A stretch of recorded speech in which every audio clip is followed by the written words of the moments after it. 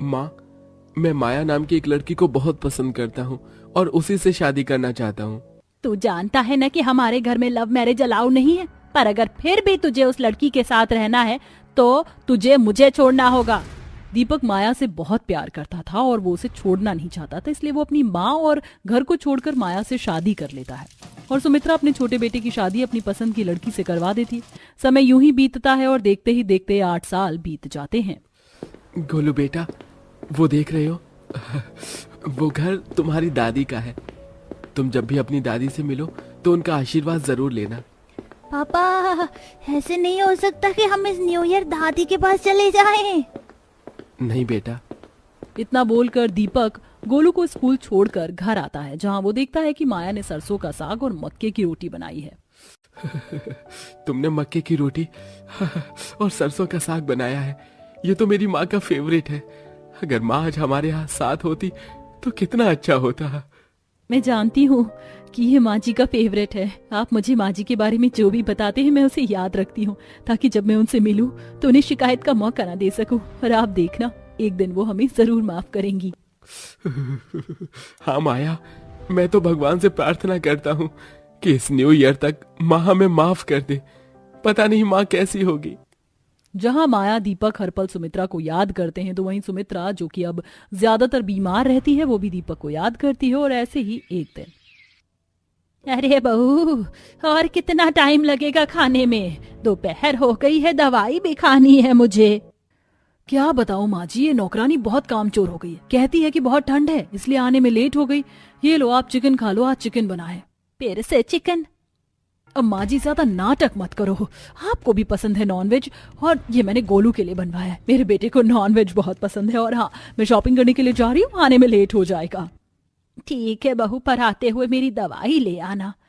माँ जी, मैं नए साल की शॉपिंग करने जा रही हूँ, मुझे समय नहीं मिलेगा कि आपकी दवाई ला सकूं। इतना बोलकर पूजा अपनी बीमार सास को अकेली छोड़कर शॉपिंग करने के लिए चली जाती है। पूजा का ये रवैया देखकर सुमित्रा को बहुत बुरा लगता है और उसे अपने बड़े बेटे की याद आती है और वो आधा अधूरा खाना खाकर उठ जाती है और सूरज को फोन करती है। सूरज बेटा, 2 दिन हो गए मेरी दवाई खत्म हुए, शाम को आते हुए दवाई ले आना। माँ, मैं रात को 11-12 बजे तक घर आऊंगा। दवाई लाना पॉसिबल नहीं है, आप लड्डू से मंगवा लेना। कितना बदल गया है बेटा तू। अगर आज मेरा दीपक मेरे साथ होता तो वो बिना बोले मेरी दवाई लाकर रख देता। सुमित्रा अपनी पसंद की बहू तो ले आती है, पर उसे कभी अपनी पसंद की बहू से सुख नहीं मिलता। समय यूं ही गुजरता है और पूजा की लापरवाही की वजह से सुमित्रा को दीपक की याद सताती है। और ऐसे ही एक दिन, अरे पूजा, तुम यहाँ? अच्छा हुआ जो तुम मुझे दिख गई। वैसे माँ जी की तबीयत कैसी है? वो ठीक तो है? देखो, दीपक जी ने मुझे बताया है कि ठंड में अक्सर उनकी तबीयत खराब रहती है, तो तुम माँ जी का थोड़ा ख्याल रखना। जेठानी जी, माँ जी तो कभी आपको याद नहीं करती, फिर आप क्यों झूठी फिक्र दिखाती रहती हैं? और मैं हूँ माँ जी का ख्याल रखने के लिए। हाँ पूजा, मैं जानती हूँ, पर फिर भी माँ जी का थोड़ा ख्याल रखना और उनके लिए काढ़ा बना देना। दीपक जी बता रहे थे काढ़ा पीने से उनका गला ठीक रहता है। और नया साल भी आ रहा है, तो तुमने क्या सोचा है? याद है ना, न्यू ईयर पर ही माँ जी का बर्थडे भी होता है।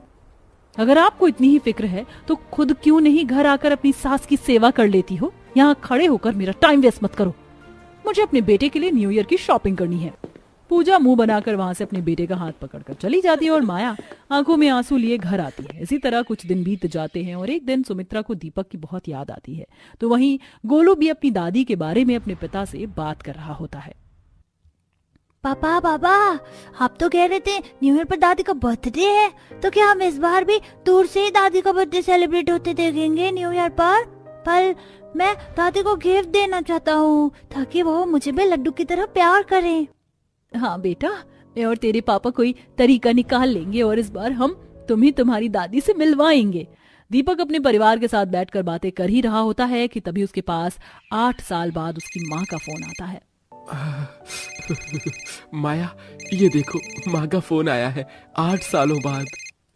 फोन स्पीकर पर रखकर बात कीजिए, मुझे भी उनकी आवाज सुननी है। कैसा है मेरा बच्चा? मेरी बहू और मेरा पोता ठीक तो है? बड़ी याद आती है तुम लोगों की। तो अपनी माँ को भूल तो नहीं गया? माँ, ऐसा एक दिन नहीं जाता कि हम आपको याद न करें। क्या आपने मुझे माफ कर दिया माँ?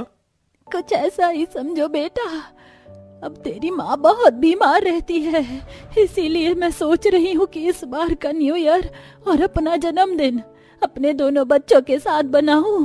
तू अपनी बीवी और बेटे को लेकर घर आ जा, मुझे तुमसे कुछ बात करनी है। सुमित्रा के कहने पर दीपक और माया गोलू के साथ सुमित्रा के घर जाते हैं, जहाँ पूजा अपनी जेठानी को देखकर मुंह बना लेती है। और तभी सुमित्रा अपने दोनों बच्चों से कहती है, बेटा मुझे अपना जन्मदिन सेलिब्रेट करना है, क्योंकि मैं चाहती हूँ कि मेरा इस साल का जन्मदिन बहुत शानदार और यादगार रहे, और मैं देखना चाहती हूँ कि कौन मेरी कितनी परवाह करता है। इसलिए बहुओं, मैं तुम देवरानी जेठानी को ये पैसे दे रही हूँ ताकि तुम न्यू ईयर पर मेरे जन्मदिन की तैयारी कर सको। माँ जी, आपको खुश करने के लिए या आपके जन्मदिन और न्यू ईयर को सेलिब्रेट करने के लिए मुझे इन पैसों की जरूरत नहीं है, मैं आपको वैसे ही खुश रख सकती हूँ। नहीं बहू, मैंने आज तक तुझे कुछ नहीं दिया, और जब मैं परीक्षा ले रही हूँ तो मैं अपनी दोनों बहुओं के साथ भेदभाव नहीं करना चाहती। सुमित्रा के बोलने पर माया और पूजा वो पैसे रख लेती हैं। अब नए साल वाले दिन सुमित्रा अपनी सहेली के घर चली जाती है और दोनों देवरानी जेठानी अपने घर में पार्टी की तैयारी करती हैं। अब एक तरफ उन पैसों से पूजा न्यू ईयर की शॉपिंग करती है और सारे पैसे खुद पर खर्च कर देती है, और न्यू ईयर वाले दिन घर में सभी के लिए नॉनवेज बनाती है। तो वहीं माया उन पैसों से मटर पनीर की सब्जी, सास की फेवरेट मक्के की रोटी और सरसों का साग, मिक्स वेज की सब्जी, मसालेदार भिंडी, गोभी के पराठे जैसी 10 वेज डिशेस बनाती है। साथ ही साथ अपने हाथों से केक भी बनाती है, जिसे देख गोलू अपनी माँ से कहता है, माँ तुम हमेशा वेजिटेरियन खाना ही बनाती हो, आज तो न्यू ईयर है, आज के दिन भला ये घास फूस कौन खाता है? आज तो कुछ नॉनवेज बना लेती चाची की तरह। देखो उन्होंने कढ़ाई चिकन और चिकन लॉलीपॉप बनाया है। आप तो ये घास फूस बनाकर मुझे बोर कर रही हो। देखना दादी भी आपसे खुश नहीं होंगी और वो फिर से हमें खुद से दूर कर देंगी। ऐसा बोरिंग खाना भला कौन खाता है न्यू ईयर पर? बेटा तुम देखना, तुम्हारी दादी हमसे ही खुश होंगी, क्योंकि तुम्हारी दादी को नॉनवेज से ज्यादा वेजिटेरियन खाना पसंद है, और मैंने ये सारी सब्जियों की डिशेस तुम्हारी दादी की पसंद नापसंद का ख्याल रखकर बनाई है। जहाँ एक तरफ माया अपने हाथों से सारी तैयारी कर रही होती, तो वहीं पूजा मेड को बुलाकर न्यू ईयर की तैयारी कर रही होती है। आज तो मैं माँ जी को खुश कर दूंगी। आखिर मैं भी देखती हूँ मेरे होते हुए कैसे जेठानी जी माँ जी का दिल जीतती हैं। बड़ा प्यार दिखाती है ना जेठानी जी। अब मैं देखती हूँ उन्हें कि मैं क्या चीज हूँ। इतना बोलकर पूजा बाहर से महंगे केक ऑर्डर कर देती है और लिस्ट बनाने के लिए बैठ जाती है। माँ ये तुम क्या कर रही हो? बड़ी माँ को देखो, उन्होंने सारी तैयारी कर भी ली और तुम हो कि अभी भी लिस्ट लेकर बैठी हो। अरे बेटा तू फिक्र मत कर, तेरी वो बड़ी माँ कुछ नहीं कर सकती। वो और उसका परिवार हर साल की तरह न्यू ईयर पर इस बार भी दूर खड़ा रहकर तमाशा ही देखता रहेगा। इतना बोलकर पूजा मार्केट जाती है और उस दिन अपने लिए महंगी साड़ी और अपने बच्चों के लिए महंगे कपड़े लेकर आती है और पूरा घर डेकोरेट करवाती है, और थोड़ा खाना मेड से बनवाती है और बाकी नॉनवेज खाना बाहर से मंगवाती है। तो वहीं माया अपने लिए और अपनी सास के लिए सस्ती साड़ी लेकर आती है और अपने हाथों से अपनी सास को साड़ी से सजाती है। शाम को पूरा परिवार पहले देवरानी के घर इकट्ठा होता है, जहां पूजा शो ऑफ करती है और महंगे महंगे केक और खाना लेकर आती है। लीजिए माँ जी, पूरी 10,000 की साड़ी मैं आपके लिए लेकर आई हूँ, और ये केक 5,000 का है, और ये जो घर देख रही है ना आप, ये मैंने ही सजाया है न्यू ईयर पर। इन सब में पूरे 15,000 रुपए खर्च हुए मेरे। आपने जो पैसे दिए थे वो तो कम पड़ गए, पर मैंने फिर भी सारा अरेंजमेंट कर लिया, और आज मैंने खाने में आपके लिए कढ़ाई चिकन और चिकन लॉलीपॉप भी मंगवाया है। चलिए खाइए। अब पूरा परिवार बैठकर वो नॉन वेजिटेरियन खाना खाता है, पर सास को कुछ ज्यादा पसंद नहीं आता, तो वो आधा पेट खाती है और अपनी बड़ी बहू के घर चली जाती है, जहां माया उसे डाइनिंग टेबल पर बिठाती है और सारा खाना लगाती है। माफ करना माँ जी, मैं आपके लिए इतना महंगा गिफ्ट तो नहीं ला पाई। मैंने आपका फेवरेट खाना बनाया है, मसालेदार भिंडी, गोभी पराठा, गोभी मंचूरियन, सरसों का साग, मक्के की रोटी, मलाई कोफ्ता, मिक्स वेज और मटर पनीर की सब्जी, और मैंने अपने हाथों से आपके लिए चॉकलेट वाला केक बनाया है। आपको पसंद है ना? और मेरी तरफ से ये न्यू ईयर और आपकी जन्मदिन का तोहफा। ये साड़ी ज्यादा महंगी नहीं है, पर इसके पाले पर जो कढ़ाई का काम हुआ है वो मैंने अपने हाथों से किया है। बहू, तूने मेरी छोटी छोटी जरूरत और पसंद नापसंद का ख्याल रखकर इस न्यू ईयर और मेरे जन्मदिन को प्लान किया, और मुझे मेरी जिंदगी का अब तक का सबसे बेहतरीन जन्मदिन का तोहफा दिया है।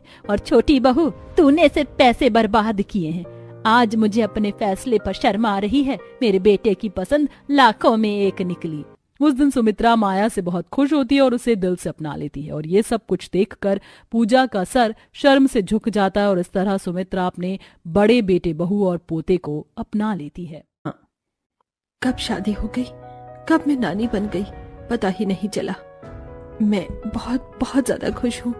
भगवान जी, आपने मेरी दोनों बेटियों को सही सलामत उनका बच्चा दे दिया। लेकिन मुझे तो सबसे ज्यादा मिलने की खुशी मेरी बड़ी बेटी श्रेया से है।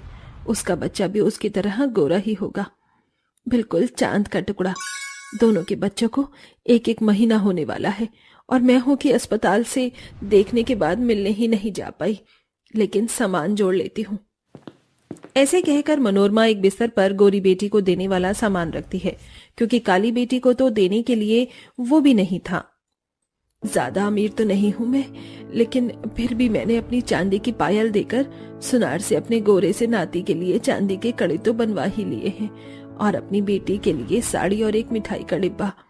और उस छोटी वाली काली बेटी के लिए मेरे पास सिर्फ ये 50 रुपए हैं, जिसे मैं उसके लिए फल ले जाऊंगी। उसके बच्चों के लिए तो मेरे पास चांदी का कड़ा भी नहीं है। फिर थैले में सामान रखकर मनोरमा अपनी अमीर बेटी के ससुराल चली जाती है। दरअसल मनोरमा अपनी गोरी बेटी की शादी अच्छे अमीर लड़के से कर देती है और गरीब काली बहू की शादी गरीब घर में कर देती है। कुछ ही देर बाद मनोरमा घर पहुंच जाती है तो सास लक्ष्मी स्वागत करती है। बड़ी जल्दी आना हुआ आपका। कैसी हैं आप समधन जी? बढ़िया हूँ मैं। पहले उन दोनों से जाकर मिल लेती हूँ, मुझे बहुत उत्सुकता है बच्चे को गोद में लेने की। हाँ हाँ, जाइए आप मिल लीजिए। मनोरमा जैसे ही अपनी बेटी के कमरे में जाती है तो खुशी के मारे बच्चे को लेने लगती है। तभी उसकी बेटी अपनी माँ का हाथ पकड़ लेती है। रुको माँ, ये क्या कर रही हो? बाहर से आते ही बच्चे को सीधा गोद में ले रही हो। अपने हाथ तो सैनिटाइज कर लो। देखो माँ, मेरा बच्चा अभी बहुत छोटा है और है जिसका तो मुझे बहुत ख्याल रखना ही पड़ता है। मेक श्योर आप भी इस बात का ख्याल रखो। हाँ हाँ, वो क्या है ना, खुशी के मारे मैं भूल गई। मैं अभी हाथ साफ करती हूँ। हैंड सैनिटाइज करके तब जाकर मनोरमा बच्चे को गोद में लेकर खिलाने लगती है। अले ले ले ले, मेरा बच्चा नानी बच्चा कैसा है? मेरा लड्डू गोपाल, मेरा लचकुल्ला। श्रेया, तू इसकी मालिश वगैरह अच्छे से तो करवा रही है ना अपनी सास से? नहीं माँ, इसके हाथ पैर कितने नाजुक हैं, ये मालिश करवाने के लायक नहीं है अभी, और मुझे मालिश करवाना पसंद भी नहीं है। इसका बच्चा कितना चिपचिपा हो जाता है। अरे तू पागल हो गई है क्या? इससे बच्चों की हड्डियां मांसपेशियां मजबूत होती हैं, और तूने बिल्कुल भी मालिश नहीं करी इसकी जब से। ऐसे तो ये बहुत कमजोर हो जाएगा। ऐसा कर, सरसों का तेल गरम करके उसमें अजवाइन और लहसुन चटका दे। मैं इसकी बढ़िया से मालिश कर देती हूँ। ओहो माँ, पागल हो गई हो क्या? कैसी बात करी हो? मेरे बच्चे के शरीर से बदबू आने लगेगी। ये कोई सब्जी है क्या जो इस पर मसाला तेल अजवाइन लपेटवा रही हो? देख, तेरे चिल्लाने से ये रो क्या? मैं तो तेरे बच्चे के भले की बात कर रही हूँ। चल इसको दूध पिला, इसका टाइम हो गया है। रुको, मैं अभी इसकी रसोई से बोतल लेकर आती हूँ। बोतल? तू इसको डब्बे वाला पिला रही है दूध, अपना क्यों नहीं पिला रही? माँ, आप कौन सी जमाने में जी रही हो? भला मैं अपना दूध पिलाकर अपना फिगर तो खराब नहीं कर सकती ना। और वैसे भी मैंने टैबलेट ले ली है और अब बच्चा ऊपर का ही दूध पिएगा। एक बार बच्चों की माँ के दूध की लत लग जाती है तो वो छोड़ते नहीं है। तुझे इतना तो पता है ना कि बच्चे को 6 महीने तक माँ के दूध की बहुत जरूरत होती है। ऐसे तो वो कमजोर रह जाएगा, उसे वो पोषक तत्व मिलेगा ही नहीं। मजबूर माँ ऐसा कदम उठाती है, तुझे कौन सी मजबूरी है? इनफ इज इनफ माँ, जब से आप आई हो मेरा दिमाग खा रखा है। चुपचाप शांत बैठ जाओ। ये सुनकर मनोरमा के अंदर ही अंदर बहुत उसे बुरा लगता है। उसकी आंखों में आंसू भी आ जाते हैं। ये सोचकर कि जिस बेटी और बच्चे के लिए वो इतना सोचकर आई थी, उसी के लिए श्रेया उसे सुना रही है। फिर श्रेया बच्चे को डब्बे का दूध पिला देती है। इस बात के लिए अलक्ष्मी भी अपनी बहू को नहीं टोकती थी। मनोरमा एक हफ्ता अपने नाती के साथ गुजारती है, लेकिन हर बात में श्रेया बच्चे को लेकर आनाकानी करती थी। वो खुद अपनी माँ से ज्यादा बात नहीं करती थी, न अपने बच्चों को अपनी माँ के पास ज्यादा देर रहने देती थी। एक दिन बच्चे के पुराने कपड़े मनोरमा श्रेया को देती है। अच्छा श्रेया, ये देना तो मैं भूल ही गई। ये डुग्गू को कपड़े पहना दे, तेरे बचपन के कपड़े हैं, उसके लिए बहुत अच्छा और मुलायम है। व्हाट्स रबिश माँ, ये कितने 20-25 साल पुराने कपड़े हैं। मैं अपने बच्चे को ये कपड़े पहनाऊंगी क्या पुराने से? मैं उसके लिए नए लेकर आई हूँ और वो वही पहना दूंगी। बेटा, नए कपड़े पहनने से बच्चे को एलर्जी हो जाती है। कुछ नहीं होता। आपने तो ना हर चीज में मुझे टोक टोक कर दिमाग खराब कर दिया है। अब मैं भी माँ बन गई हूँ, मुझे आपसे नहीं जानना कि मेरे बच्चे के लिए क्या सही है क्या गलत है। मैं खुद फैसले ले सकती हूँ और अब आप ना यहाँ से प्लीज जाइए। श्रेया, मैं तो तेरे बच्चे के हित के लिए बोल रही थी, पर लगता है तू ये सोच रही है कि मैं इस बच्चे का बुरा चाहती हूँ। ठीक है, तू चाहती है तो मैं चली जाती हूँ यहाँ से। अपनी बेटी और उसके बच्चे से ज्यादा दिल लगा लिया था, पर वो रिश्ता मजबूत न हो सका। और हाँ, तेरे बच्चे के लिए कड़ा लेकर आई थी। मुझे नहीं चाहिए अपनी काली बेटी, और उसके बच्चे को दे दो ये सब सुनने के बाद मनोरमा का दिल टूट जाता है और वो वहां से अपनी गरीब काली बेटी के घर चल देती है, जहां उसके आते ही छाया खुशी से झूम उठती है और सबको कहती है, माँ अब आ गई। अजी सुनते हो, माँ आ गई। देखिए ना, मेरी माँ आ गई। काकी, सुनीता बहन, सुदेश काका, मेरी माँ आ गई और अब वो अपनी नातिन के साथ खेलेंगी। माँ देखो, तुम्हारी नातिन, लो इसे गोद में ले लो। पता है माँ, इसकी आंखें तो मुझे बिल्कुल तुम्हारी तरह लगती हैं। एक बार नानी ने तुम्हारी बचपन की फोटो जो दिखाई थी, और अब देखो आप भी नानी बन गई हो। हाँ, तूने बिल्कुल सच कहा, अब मैं भी नानी बन गई हूँ। और तू माँ, अभी मैं बाहर से आई हूँ, इतनी जल्दी तूने मुझे इसे गोद में दे दिया, हाथ वगैरह तो धोने देती। क्यों माँ जी, आप क्या कोई मिट्टी वगैरह का काम करके आए हैं जो हाथ गंदे होंगे? अब अपनी नातिन को लेने के लिए भी सोचेंगे क्या आप? आइए ना माँ जी अंदर। हाँ। वैसे बच्चे की नानी आई है तो चांदी का गिलास, अच्छे अच्छे कपड़े और बहुत कुछ लाई होंगी। नहीं काका, मेरी माँ भले ही मेरे और मेरे बच्चे के लिए इतना कीमती सामान न लेकर आई हूँ, लेकिन उनसे भी ज्यादा कीमती अनमोल माँ का प्यार है, जो वो मुझे और मेरे बच्चे को अब देंगी। वैसे बात तो बिल्कुल ठीक कही है। सब छाया की माँ की काफी तारीफ करते हैं। अब मनोरमा घर के अंदर जाकर बैठती है कि छाया सबसे पहले अपनी माँ को अपने घर में जो भी होता है वो चाय पानी नाश्ता करवा देती है, जिसके बाद मनोरमा नातिन को गोद में लेकर खेलती है। अले ले ले मेरी चुनिया मुनिया, मेरी छोन चिड़ैया, नानी की छोटी सी नातिन। अरे अरे, ये तो मेरी गोद में बहुत हंस रही है। कुछ समय बाद इसके 2 दांत निकल आएंगे तो और प्यारी लगेगी। माँ, ये तो सच में आपकी गोद में बहुत खेल रही है, और पता है माँ, आपकी तरह दिखती है तो मैंने इसका नाम भी मनोरमा रख दिया है, लेकिन मैं और इसके पापा प्यार से इसे मुन्नू बुलाते हैं। अच्छा, और माँ मेरे पास पुराने कपड़े नहीं हैं इसके लिए, आपके पास हैं क्या? हाँ, मैं लेकर आई हूँ, ये ले, ये पहनेगी तो इसे बहुत अच्छा लगेगा। तेरे भी बचपन के कपड़े घर पर हैं, मैं बाद में और भिजवा दूंगी। और तूने इसकी मालिश की? नहीं माँ, मुझे इसकी अच्छे से मालिश करनी नहीं आती, आप ही कर दो ना। ठीक है। मेरी छाया को मैं कितना कम प्यार करती थी, सबसे ज्यादा तो मैंने श्रेया को किया, लेकिन श्रेया ने ही मेरा दिल दुखा दिया, जबकि छाया कितना मान सम्मान करती है। अपनी बेटी को भी यूं ही दे दिया और पुराने कपड़े भी पहनाएगी। ऐसे ही कुछ दिन मनोरमा अपनी छोटी काली बेटी के घर पर भी रुकती है और उसके बच्चे की बहुत अच्छे से मालिश करती है। मनोरमा का लगाव भी नातिन और छाया से बहुत ज्यादा हो जाता है। साथ ही माँ बेटी बैठकर बहुत हंसती मजाक करती हैं। 1 महीने बाद श्रेया अपने बच्चे को लेकर अपनी काली बहन के पास आती है। माँ, आप, मैं जानती थी आप छाया के पास होंगी। क्या हुआ, तुझे क्यों रो रही है? हाँ दीदी, क्या हो गया? बहन, डॉक्टर ने मेरे बच्चे को बहुत कमजोर बताया है, जिस वजह से उसके पैर में दिक्कत आ गई है। शायद वो जल्दी घुटने के बल नहीं चल पाए। डॉक्टर ने बोला है इसकी मालिश होना बहुत जरूरी है, और नए कपड़े से उसे रैशेस भी हो गए हैं। मैंने तो तुझे पहले ही कहा था, देखा, तुम दोनों का बच्चा एक साथ हुआ है, 1 हफ्ते का फर्क है।